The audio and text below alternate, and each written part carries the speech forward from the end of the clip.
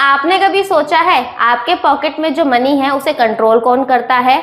और अगर वो ऑर्गेनाइजेशन एक दिन के लिए अपना काम बंद कर दे तो क्या होगा? तो इसका आंसर है रिजर्व बैंक ऑफ इंडिया यानी आरबीआई, जिसकी एस्टैब्लिशमेंट 1 अप्रैल 1935 में एज अ प्राइवेट बैंक हुई थी और 1949 में इसे सरकार के द्वारा हमारे भारत का सेंट्रल बैंक घोषित कर दिया गया। क्या आपको आरबीआई के मेन फंक्शंस पता है? अगर नहीं तो आज हम जानेंगे। पहला, issue of authority, that means India के अंदर मनी प्रिंट करने की लीगल अथॉरिटी सिर्फ आरबीआई के पास है except 1 rupee note and coins. दूसरा, बैंकर टू दी गवर्नमेंट, इसका मतलब है कि आरबीआई सरकार के लिए एज एन एजेंट, एडवाइजर और बैंकर के तौर पे काम करता है।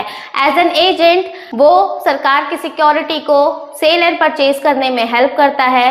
एज एन एडवाइजर वो सरकार को ये एडवाइस करता है कि कौन सी पॉलिसीज में किस तरह की फंडिंग करनी है।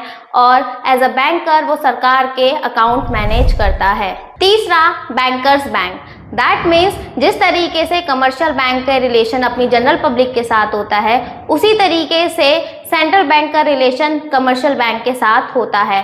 दैट मीन्स कमर्शियल बैंक के सारे ट्रांजेक्शन्स को मैनेज करने का काम सेंट्रल बैंक का होता है। और सबसे इम्पॉर्टेंट, आरबीआई इकोनॉमी में मनी फ्लो कंट्रोल करता है सो दैट इकोनॉमी स्टेबल रहे। क्या इसके अलावा आरबीआई के और भी फंक्शंस हैं?